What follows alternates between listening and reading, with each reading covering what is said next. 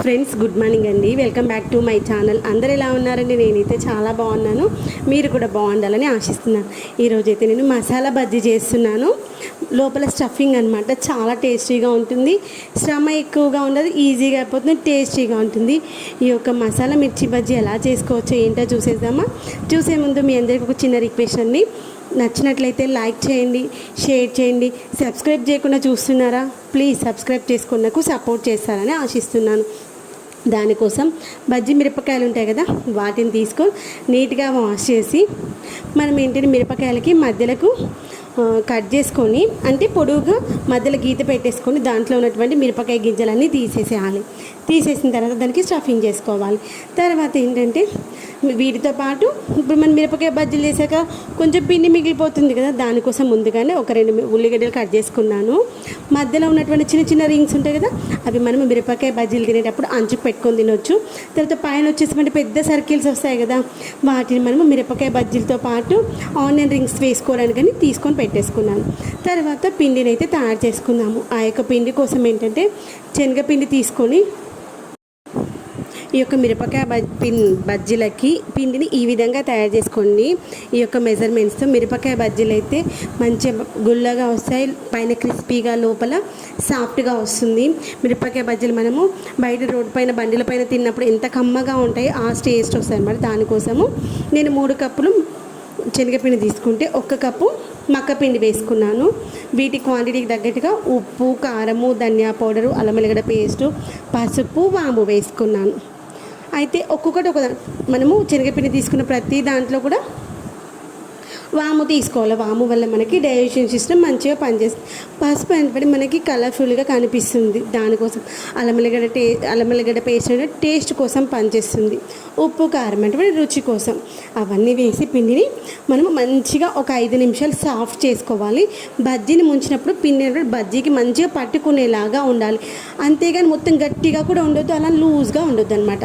తర్వాత అలా పిండిని కలిపేసుకొని వాటర్ పోసి ఉండలు లేకుండా మంచిగా ఫ్లఫీగా ఒక 5 నిమిషాలు వాటర్తో కలిపేసుకున్న తర్వాత పిండిని చేతితో మంచిగా వేళ్ళతోటి సాఫ్ట్ చేసుకోవాలి. అప్పుడు పిండి మంచిగా సాఫ్ట్ అవుతుంది. తర్వాత పిండిని పక్కన పెట్టేసుకొని దాంట్లోకి కొంచెం పిండి తీసుకొని ఒక చిన్న గిన్నెలోకి వేసేసుకొని దాంట్లో కొంచెం చక్కెర, కొంచెం ఉప్పు అనేటువంటిది వేసుకోవాలి. చక్కెర, ఉప్పు వేసేసుకొని దాన్ని మనము మిరపకాయలలో స్టఫింగ్ అనేటువంటి చేసుకోవాలి. స్టఫింగ్ అని చేసి పెట్టేసుకొని ఆ యొక్క స్టఫింగ్ చేసుకునే లోపల కడాయిలో ఆయిల్ వేసేసుకొని ఆయిల్ అనేటువంటి హీట్ చేసుకోవాలి. అది హీట్ అయ్యే లోపల మనం మిరపకాయ బజ్జీల లోపల ఈ యొక్క స్టఫింగ్ అయితే పెట్టేసుకుంటాం. అలా స్టఫింగ్ పెట్టేసుకున్న తర్వాత ఆయిల్ హీట్ అయిపోయిందా లేదా ఒకసారి చెక్ చేసుకొని, ఆయిల్ హీట్ అయిందా లేదా అలా చెక్ చేసుకుంటాం.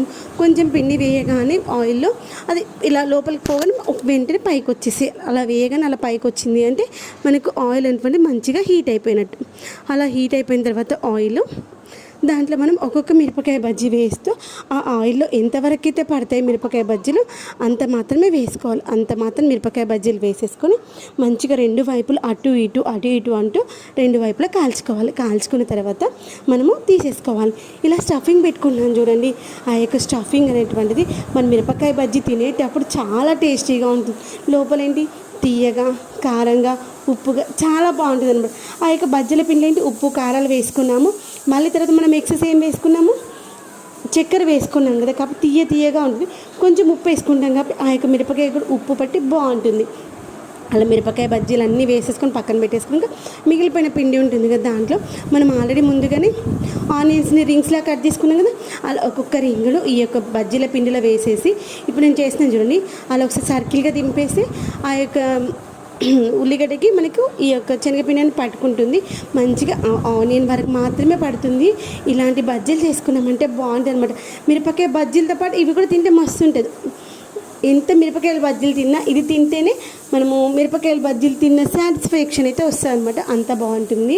ఇలా అన్నింటిని చేసేసుకొని పక్కన పెట్టేసుకొని వీటికి కాంబినేషన్ ఆనియన్స్, తర్వాత వచ్చేసి కట్టమిట్ట చట్నీ చేశాను, తర్వాత సాస్ ఉన్నాను. వీటి కాంబినేషన్తో మిరపకాయ బజ్జీలు అయితే హ్యాపీగా ఎంజాయ్ చేశాం. మీలో ఎంతమందికి మిరపకాయ బజ్జీలు సాస్తో ఇష్టం, లేదంటే కట్టమిఠాయి చట్నీతో ఇష్టం, లేదంటే ధనియా పౌడర్తో ఇష్టం? చిన్నప్పుడైతే ధనియా పౌడర్తో తినేవాళ్ళం కదా, ఎంతమంది గుర్తుకుంది చెప్పండి?